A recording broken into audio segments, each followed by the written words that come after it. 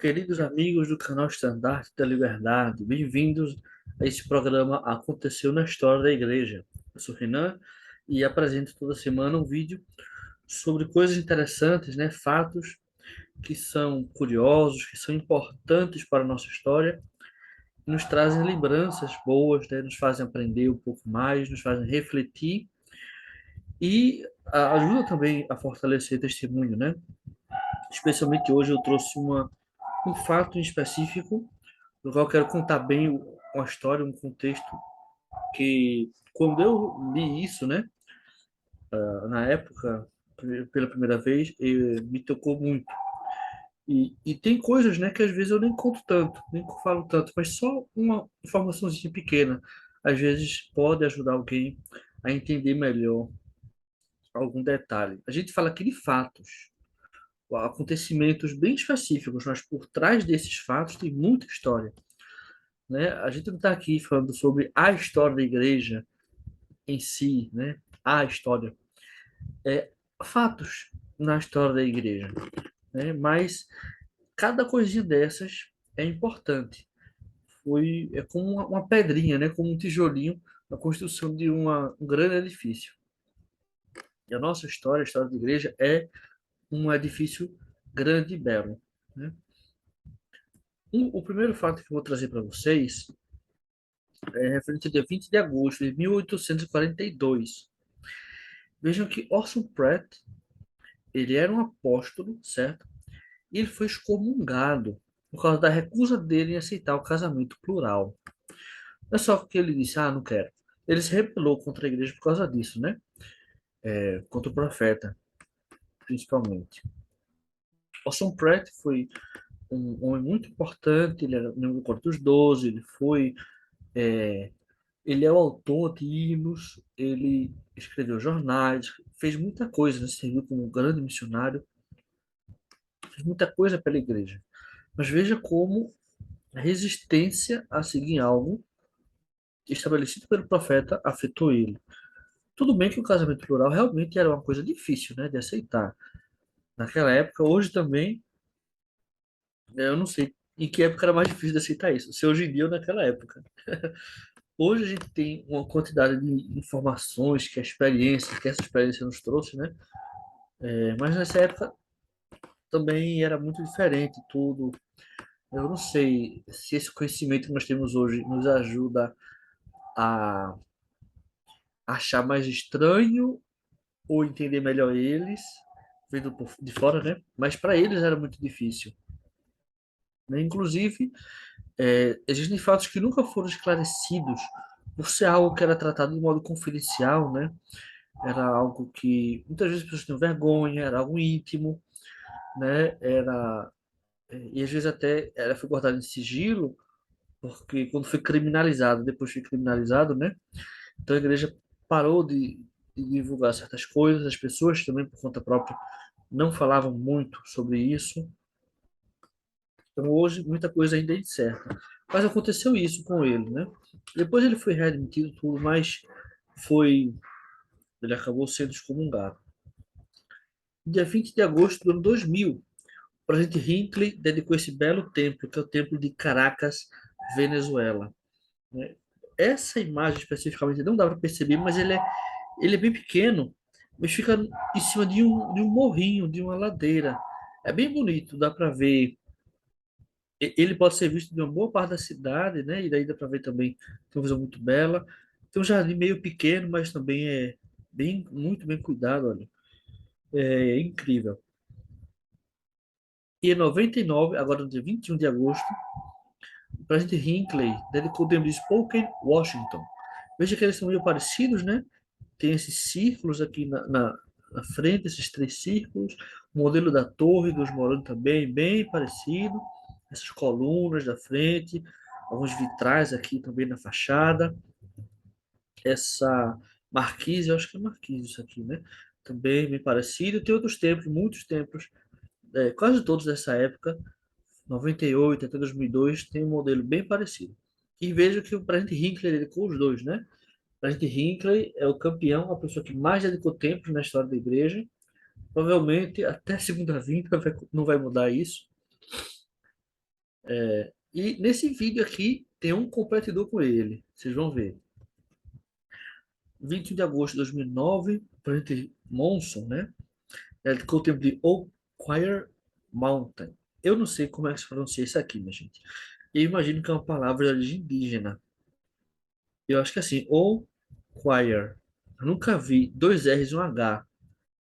Não sei como pronunciar isso, não. Em Utah, né? Também é um templo muito bonito. E esse aqui é o competidor do presidente Hinckley, presidente Henry B. Eyring.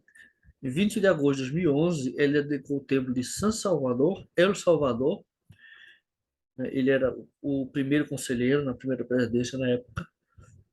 Em 2016, ele dedicou o templo de Sapporo, Japão. Veja que templo bonito, bem alto, né? Mas tem um, dois, não sei se isso aqui ainda funciona alguma coisa aí, coisa desse andar, desse terceiro andar, segundo, né? Mas ele é bem largo, né? E esse primeiro andar é bem alto, o pé dele, como chamam, né? Esse também templo é bem alto, olha. Você vê aqui um prédio aqui longe, você vê que a diferença deles não é tão grande. Você vê o tamanho das árvores, o quão maior as árvores ele é. Agora, dia 22 de agosto de 1935, Gordon B. Hinckley, ele não é só notícia nos fatos relacionados à dedicação de templo, não. Ele também é histórico no serviço dele na igreja, porque ele trabalhou para a igreja, né? Ele começou a trabalhar no Comitê de Rádio, Publicidade e Literatura Missionária da igreja, né? Ele teve vários cargos trabalhando para a igreja, né? Inclusive, até agora, o único presidente da igreja que antes de se tornar membro do Quórum dos Dois, autoridade geral, né, era funcionário da igreja. Todos os outros presidentes da igreja, né, apóstolos teve, mas presidente da igreja ele foi o único, né? Henry B. Eyring, mais um templo, olha. Ele dedicou o templo de Indianápolis, Indiana, no ano 2011. E em 24 de agosto de 1939, foi quando estava muito perto da Segunda Guerra Mundial começar. Alguns consideram que ela já tinha começado, né? Mas não tinha se iniciado ainda a guerra lá no centro-leste europeu. As invasões da Alemanha nos países da fronteira oriental. E nesse dia foi dada uma ordem de evacuação para todos os missionários. Eles foram os missionários da Europa Central, né? Foram retirados de suas missões e depois os demais, né? Começou nos da Europa Central, uma missão específica, eu vou contar a história aqui hoje, agora, e depois foram retirando os outros, né? Da missão da França, da, da Escandinávia, etc. A história é essa. Por isso que eu botei a foto do presidente Joseph Fielding Smith. Ele era membro do Quórum dos Doze no momento. E esse texto aqui está no livro Ensinamentos dos Presidentes da Igreja, na parte A Vida e o Ministério de Joseph Fielding Smith. Conta algumas histórias da vida dele e nem conta essa daqui. Que eu vou ler para vocês. Em 24 de agosto, enquanto os Smith, ou seja, o Elder Smith e sua esposa, né, estavam na Alemanha, a primeira presidência instruiu o Elder Smith a providenciar a transferência de todos os missionários que estavam naquele país para países neutros. Ele coordenou esse trabalho de Copenhague, na Dinamarca. Durante essa transferência de missionários, há um detalhe: Copenhague, na Dinamarca, era a sede da missão dos países do norte, né, da Escandinávia. Durante a transferência de missionários, Wallace Toronto, presidente da missão da Tchecoslováquia, precisou mandar sua esposa Marta e os filhos para Copenhague por questões de segurança. Ele permaneceu na missão para assegurar que 4 missionários que haviam sido retidos saíssem do país em segurança. Dias se passaram sem qualquer notícia deles. Posteriormente, Marta relatou, vamos ver o que é que ela narrou, e só para comentar um pouquinho, né, a Tchecoslováquia, hoje nos países, né, a República Tcheca e a República Eslovaca, mas nessa época era um país só, e uma região alvo do avanço de Hitler, né? E eles foram para a Dinamarca, que ainda era um território neutro, seguro. Não estava na mira nazista por enquanto. E aí vejam só, o presidente da missão mandou todos os missionários para lá, mandou a esposa dele e os filhos, mas ele ficou porque tinha quatro missionários retidos, né? Não sei se estavam presos, não sei se estavam numa delegacia, em algum órgão de imigração ou o quê. E ele ficou lá até, como o ditado diz, né? O capitão é o último a sair do barco. E a esposa dele, a sister Martha Toronto, disse: finalmente chegou o dia em que todos os trens, barcos e todas as balsas fizeram sua última viagem vindos da Alemanha. E oramos para que o Wally, que era o presidente Wallace Toronto, né? E os quatro jovens, sob sua responsabilidade, estivessem naquela última balsa que chegava ao porto. Vendo que eu estava cada vez mais preocupado e consternada, o presidente Smith aproximou-se, colocou o braço sobre meus ombros e disse: Irmã Toronto, esta guerra não vai começar antes que seu marido e os missionários cheguem aqui à Dinamarca. Já no final do dia, início da noite, chegou uma ligação telefônica. Era Wally. Eles cinco tinham saído da Tchecoslováquia com a delegação britânica em um trem especial que fora buscá-los. Embarcaram na última balsa que saíra da Alemanha e agora estavam na costa da Dinamarca, esperando o transporte para Copenhague. Reinou tal alívio e alegria na casa da missão, entre os 350 missionários, que foi como se a luz do sol dispersasse uma pesada e escura nuvem. Eu sinto sempre que leio essa história e lembro dela, eu vejo o poder que o Senhor tem, né, para proteger os santos. Eu sei que muitos membros da igreja, muitas pessoas fiéis sofrem guerras e tudo, mas nesse momento o Senhor queria salvar eles dos efeitos dessa guerra. E ele mandou um apóstolo aí para fazer isso. E o papel do presidente Smith era salvar os missionários, os presidentes de missão, tudo, né? E os membros também, os membros receberam instruções para que quem pudesse ficar salvo, ficasse em suas casas, ficasse com sua família, né? Quem tivesse que servir a seu país militarmente não ia ter como escapar, né? É uma guerra. A alternativa é ser morto, então é melhor ir. Mas a igreja fez o maior esforço possível para que todos ficassem bem. Principalmente os missionários, que eram 99,9% americanos, e eles eram como se fosse a nação inimiga, né, da Alemanha, então tinham que sair mesmo. E a história não para aí. Adam Smith sentiu-se grato ao povo da Dinamarca, que permitiu que tantos missionários se refugiassem no país. E veja, só dessa missão, cadê? Da missão Tchecoslováquia, foi 350 missionários. É muito.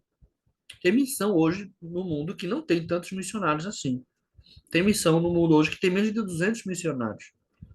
Nessa época tinha 350. Acho que juntou os da Dinamarca e os da Tchecoslováquia e sei lá mais de onde, né? Esperando todos para voltar para os Estados Unidos.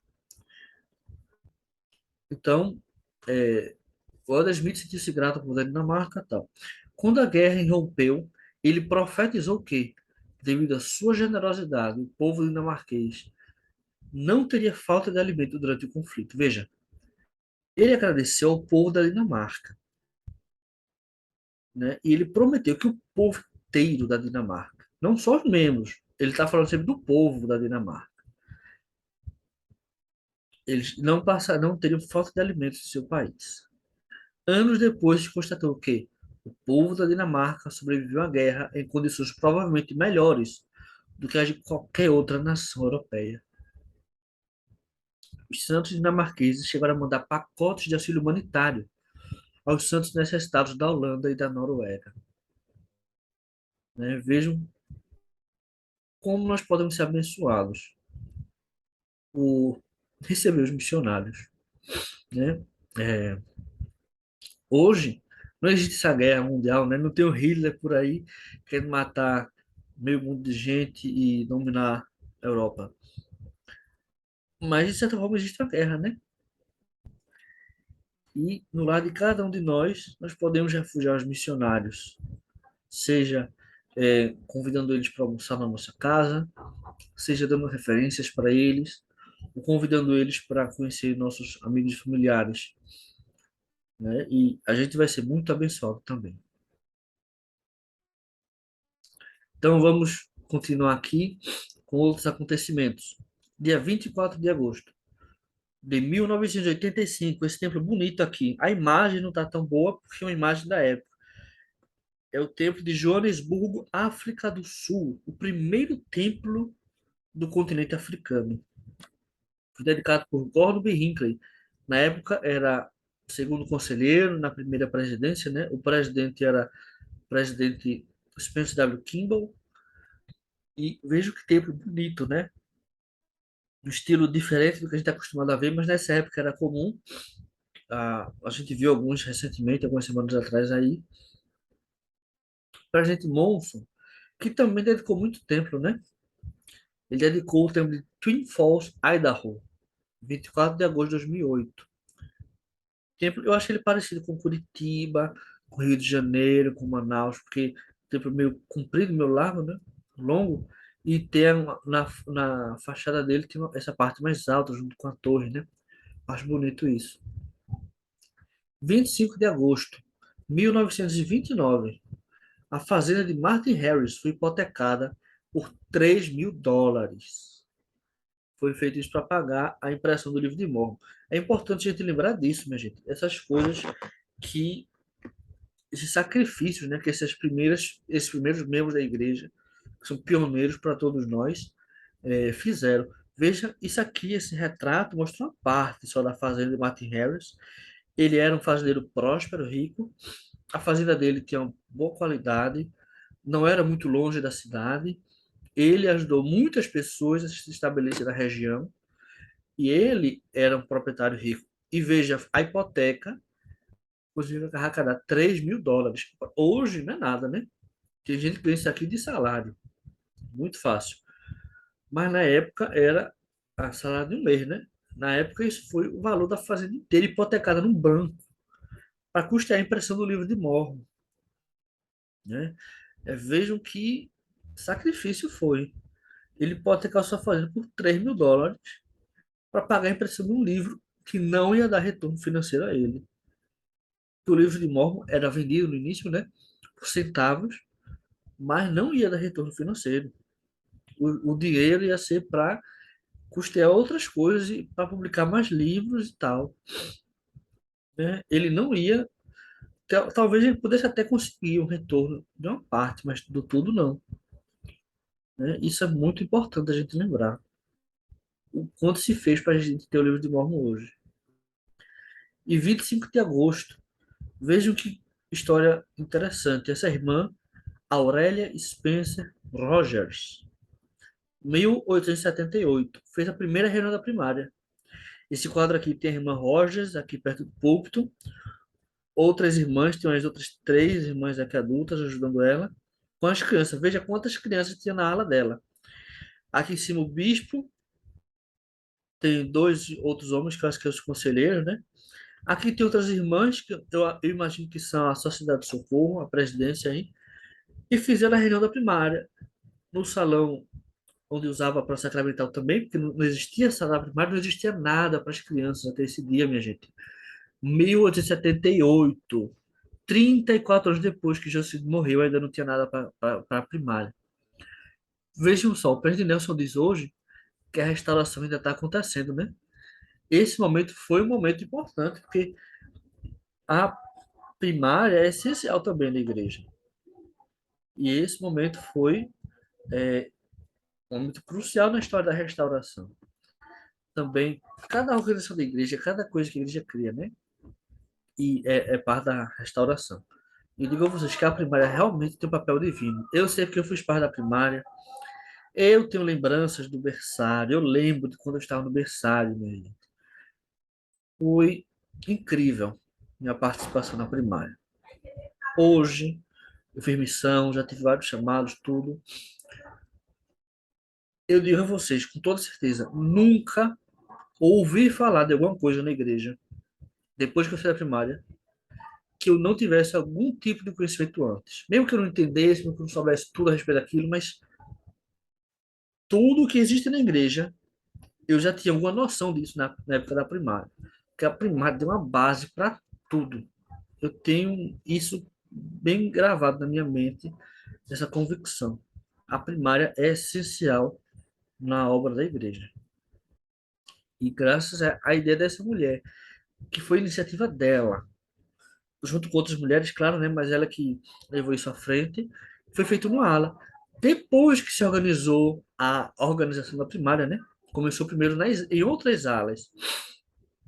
E aí chegou um momento que a primeira presidência resolveu criar uma presidência geral para a primária e tudo. Mas começou nas alas. 25 de agosto de 1990, o templo de Ontário, Canadá, foi dedicado pelo presidente Gordon B. Hinckley. Vejo que esse templo é bem diferente. Eu não conheço outro templo com arquitetura parecida, com modelo parecido, né? Ele é todo plano, ele é grande para os lados, tem essa entrada bem bonita aqui, bem alta. É uma torre bem fina e alta, né? É muito diferente dos demais. Eu acho que ele tem algumas coisas semelhantes com aqueles templos que a gente viu dos anos 2000, né? Esses círculos assim, mas é um modelo ainda inicial. E em 26 de agosto de 1923, o templo de Cardston, Alberta, veja um templo bem alto, né? Mais alto do que essas árvores que já são altas, mas bem fechado, olha, e uma arquitetura bem complexa, essas colunas assim exteriores, tudo. Ele foi dedicado pelo presidente Herbert Grant. Finalmente o templo mais antigo, né? É tão raro. Até começarem a dedicar muitos templos, existia parece que 12 no mundo, né? Na época do presidente Kimball, que começou a dedicar mais templos e até agora não parou, só faz aumentar. E esse foi um desses templos, o primeiro templo do Canadá. A gente viu aqui antes de Toronto, que foi o primeiro templo do leste do Canadá. Esse aqui é o primeiro templo do país do Canadá, né? Na província de Alberta, que é no oeste, bem próximo a Utah. Se você for em Utah, você andando para o norte, vai parar em Alberta, quando chegar no Canadá. Eu nunca fui para lá, não, nunca fiz esse caminho, não. Eu sei porque eu olhei no mapa. Tá bom? Eu aviso logo para vocês não acharem que eu viajei por lá. No dia 26 de agosto, o presidente Hinckley dedicou o templo de Houston, Texas. Né? Eu, quando fui colocar essa informação aqui, eu lembrei, mas eu já falei desse templo antes. Será que não está repetido? Quando foi que eu errei? Se foi hoje, foi agora, mas não. Procurei no arquivo, que eu tenho, né? Eu guardo tudo isso. Eu falei da rededicação do templo de Houston, Texas, em abril. Isso aqui foi a dedicação desse templo, que parece um templo, parece um castelo da Disney, né? Se a gente for olhar, é só botar o nome Disney na frente, parece aqueles castelos da Disney, das princesas, né? Eu até falei isso também da outra vez que eu mencionei esse templo. Mas é muito mais do que um castelo da Disney. Não é um lugar mágico, é um lugar celestial, né? Não tem fada madrinha aí, não tem tesouro, não tem nada disso. O encanto dele é do poder do sacerdócio, que é um poder maior do que tudo que existe nesse mundo, maior do que eu, do que você, qualquer homem ou mulher, criança ou jovem, que é o poder de Deus, né? E está acessível a todos, a todos. E esses são os acontecimentos desta semana, né? Termino com essa imagem tão bonita desse templo, para que a gente lembre que o templo é realmente a casa do Senhor. Vamos ver quando vai ser a próxima vez que vamos no templo. Vamos pensar nisso. Maior e melhor do que qualquer construção humana, o templo não é só uma construção das mãos de homens, né? Tem também uma mão divina e uma mão celestial, um pouquinho de obra dos anjos para construir esses lugares. E é a casa do Senhor. E eu termino esse vídeo agradecendo a vocês por assistirem até aqui. Peço que assistam os outros vídeos das semanas anteriores. Comentem aí, escrevam o que vocês acham e compartilhem com outras pessoas. Muito obrigado e até mais.